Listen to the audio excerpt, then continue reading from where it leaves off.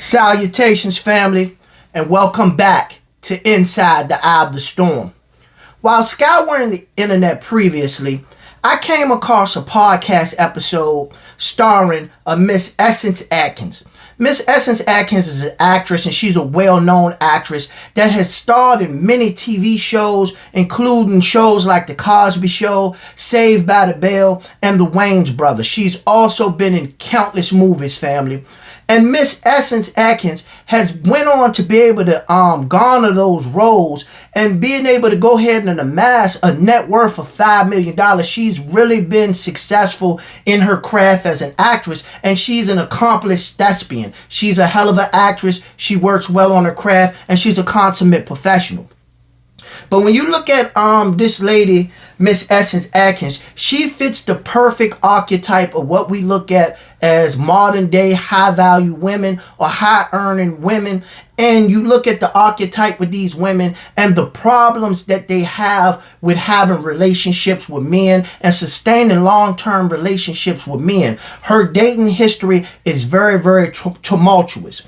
One thing I noticed in particular with looking at the dating history of Miss Essence Atkins is that she's a divestor, for one. There's no way around it. Miss Essence Atkins has a type, and let me tell you, family, it is not the brother. She has a type for certain.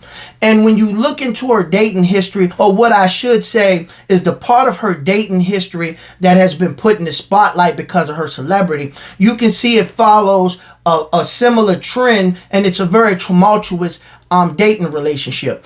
The first relationship that I came across in my research is a relationship she had with a Mr. Ron Trooper, who was supposed to be a producer. Mr. Ron Trooper and Miss Atkins had a relationship that lasted from 2001 until 2003 when they split. Mr. Ron Trooper being a producer is very, very strange, because when I went and tried to Google his net worth, nothing was present. And let me tell you something, when it's hard to find a person's net worth online, 9 times out of 10, they ain't got no money. It's just plain and simple with that, folks. There's no other way I could put it. And it was kind of strange to me to see a woman of the caliber of Miss Essence Atkins date a gentleman on the level of a Mr. Ron Trooper, because a lot of times you see these women online, especially these Afro-American women, they're affluent, they have their shit together, they have all of this money, they're high earning and high value women, and they're talking about they're not going to settle for struggle love, and they're not going to accept for black men. But when you look at it in this case, her first relationship, she settled for a guy who was not a high value guy. He has a high profile job as a producer, but you can see his income and his resources were very limited, but she still engaged this gentleman in a relationship. So then we go on to a little bit later down the road, and she was in a relationship with a Mr. Ace Young. Her and Ace Young were in a relationship lasting from 2006 to 2007. That's a 1-year span. It was a very short relationship. Mr. Ace Young was a singer and songwriter, and he was best known for his appearance on American Idol. Mr. Young had a net worth of $1 million. So he's a step up in resources and what you would call a high value man from her first high profile relationship with Mr. Trooper. But this man, Mr. Ace Young, if we were looking at a man from the Afro-American community, we would still say this man is not on the same level of Miss Essence Atkins. She is her net worth is 5 times that of Mr. Young. And like I said, it's no problem with that. A lot of women are high earning women now. A lot of women are outpacing men right now. But like I said before, there's a narrative being pressed forth right now in social media and in society in general, saying that black women shouldn't settle for struggle love and they shouldn't be settling for less than. Tyler Perry was berated for going on a talk show and saying sometimes that black women should settle. Sometimes they should put love first. And if a man can just contribute and at least pay the light bill, then he should be looked at a viable candidate for a relationship. And women lost their minds. But you can see when these women select men from outside of the Afro-American community, they can settle for less, and they will settle for less. And it really bewilders me what about these men outside of the black community makes them so qualified to engage a woman of such a high status or high celebrity when in a lot of instances these women don't see Afro-American men as viable candidates for relationships? So then we move on to her next relationship was with a gentleman, Mr. Jaime Mendez. That relationship was her longest celebrity relationship to date, lasted from 2008 to 2016, and her and Mr. Mendez were wed and they did have a son together. When I looked into the background of Mr. Jaime Mendez, Mr. Mendez was a collegiate football player for the University of Kansas State. Now he seems to be a martial arts instructor. And once again, when I go and try to look up his net worth, I cannot find this gentleman's net worth. Once again, if you can't find the net worth, 9 times out of 10, this dude ain't got no money. When you look at this woman, like I said before, she serves as the archetype for high value, high earning women right now. They say they aren't settling for less with black men, and they're holding black men under all these stipulations and all these rules to even be able to engage them in a relationship. But you've seen this woman has had 3 relationships with non-African American men. None of them are on her social economic level, but she's had no problem with seeing these men as viable candidates for amorous relationships. And one relationship with the last gentleman, Mr. Mendez, culminated in their matrimony and them having a son from this relationship. I say all that to lay the groundwork for what I'm going to go into next when we view this clip from the podcast that I initially found while browsing the internet. And we're going to break down Miss Essence Atkins and some of the nuances of the things that she's requiring of men and why she has such a hard time keeping these relationships with these men and why her dating history is so tumultuous. This woman is beautiful, she's high earning, but she finds herself at 52 years old, divorced and back on the dating market.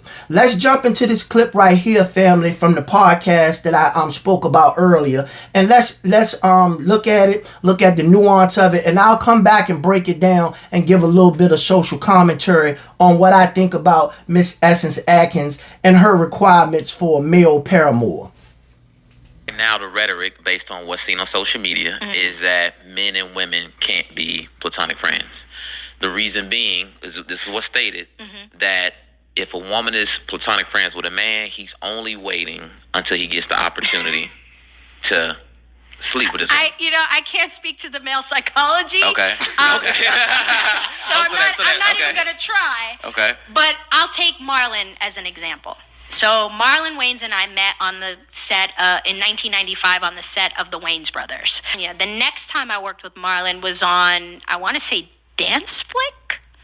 Yeah, the next time I worked with Marlon was on Dance Flick. And then I got married, had my son, and worked with Marlon on Haunted House. Had I not understood the importance of business relationships and being platonic, even with somebody who was single, attractive, somebody dope, somebody that I vibe with, I don't think that all of these blessings that I have had through that family would have happened. But I had wisdom. And I know that Marlon is an amazing, amazing person, but he is not my partner. And I'm so grateful that I had that discernment and that I had that discipline to know he's dope. He's amazing. He's funny. He's fine. He's talented. He's all these things. But he is not my partner. And I would have forfeited so many incredible blessings had I slept with him. And as you can see in this clip, Miss Essence Atkins was asked by this young gentleman, what's her thought on platonic relationships? And me personally, I'm of the opinion that platonic relationships between men and women do not work. Just like the gentleman stated, it's just a case where that man finds that woman attractive, but he cannot further the relationship with the woman for one reason or another. That's almost always the case in these relationships, and it's never a mutual understanding that these two people do not have a sexual attraction to one another. But what I found strange about Miss Essence Atkins' reply to the young man is that she jumped straight to Mr. Marlon Wayans. And see, Marlon Wayans and Miss Essence Atkins has been connected in the past, and they've been rumored to have had an amorous relationship, which has always been rumor and innuendo and has never been substantiated by Mrs. Atkins or Mr. Wayans himself. When you look at Mr. Wayans is right now, he's a movie star. He's been in countless movies, G.I. Joes, all of his family's franchises, the Scary Movie franchise, countless franchises. He's been on countless TV shows.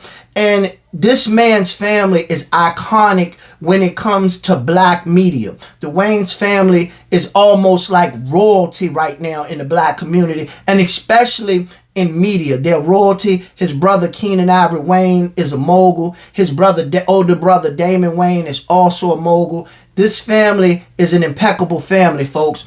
And when you look at it, she jumped right into saying why she didn't see the promise in the relationship with her and Marlon. She gave him all of these compliments. She gave him a lot of credence, and she basically said that he would make a great paramour or he would make a great boyfriend or husband, but she just didn't see him as suitable for her. And you would have to ask yourself, what would not make this man suitable for her? She says he's attractive. She says he's cool. He's amazing, but for some odd reason she doesn't find him attractive.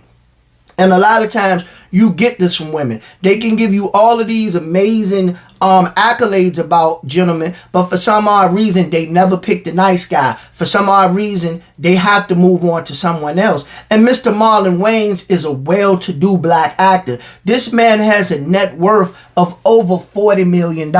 So what I'm saying is, she can have a tumultuous past with dating all of these below average gentlemen from other races outside of the black community. But for some odd reason, when you have a suitor like Marlon Wayans, who has showed genuine interest in this young lady, Essence Atkins, but she can't find him as being a viable option as a suitor or to be in an amorous relationship, it's bewildering to me. But I want to dive back into one more clip, and we're going to break that one more clip down, folks. And we're going to look deeper into Miss Essence Atkins and her mind frame of how she approaches relationships and what she looks for in a man and in an amorous relationship. Let's jump into the next clip, family.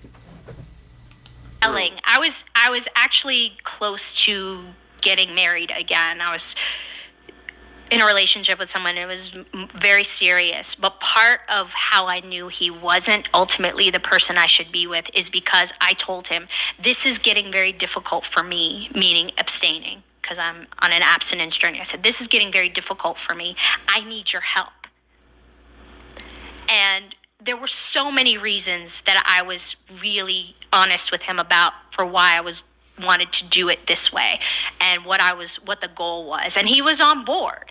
But then we got to this place and I was like, this is getting very difficult for me because I said to him, I said this, I know what you look like, I know what your DMs look like. I'm sure if you wanted ass, bleep me out if you need to, if you wanted ass, you could get it. And it's very difficult for me to keep feeling like I'm rejecting you, because I don't want you to feel rejected. So I need you to come up so that you are actually shepherding us in this thing.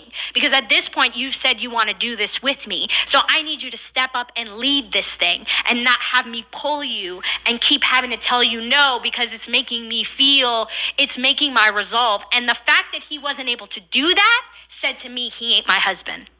And as you can see from this segment, family, Miss Essence Atkins dives even deeper into what her requirements are for a man and what she expects from a man. And she even goes into the intricacies of a relationship she had that she said was a long-term relationship and actually was almost at the point of marriage, it being her second marriage.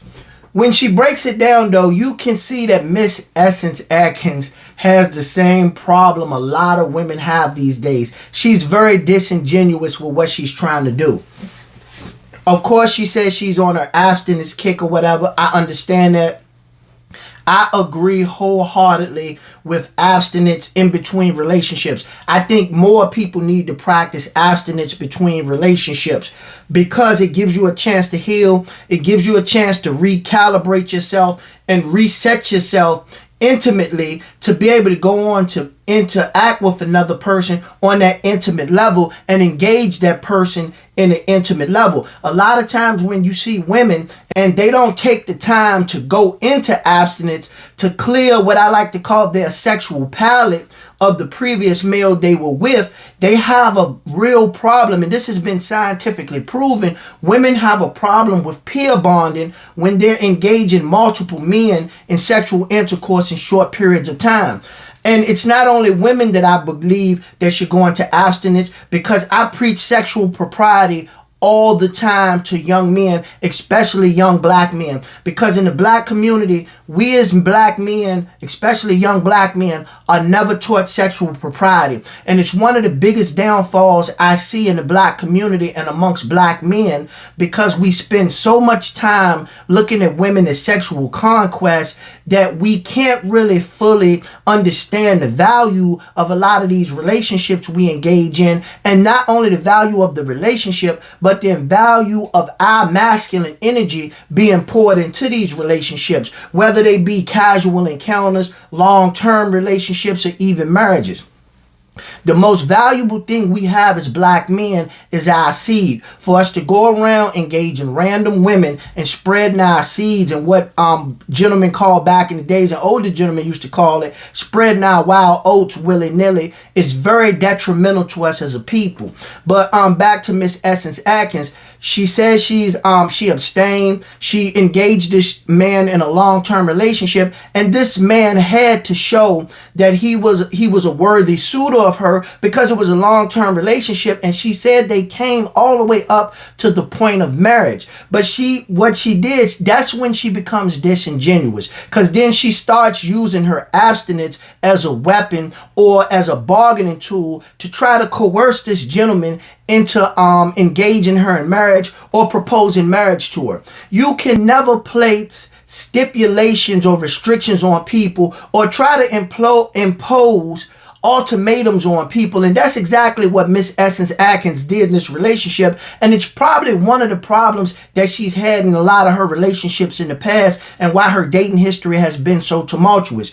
You can look, she said that this guy had been around. They've been in a long-term relationship. This isn't a young girl. This is a 52-year-old woman that has been previously married, that has a son. I understand her abstaining in between her relationships, but when you've gone into a long-term relationship with another man, and that man is known in the past you've had sexual intercourse in the past, he's known you've been married, and he's known you had a child, how long do you expect this man to wait to be able to be intimate with you before he engages you in marriage? This man might not want to go into a marriage without first engaging a woman he wants to be married to in sexual intercourse. And it makes a lot of logic. A lot of times you find people and they go into relationships and they're unequally yoked sexually. You might have one partner that likes to have sex often, and you may have another partner that doesn't like to have sex as often, and you find these people are unevenly yoked. And this is one of the biggest problems in a lot of relationships, the lack of intimacy and the lack of sex in the relationship. So I can understand where the gentleman comes from.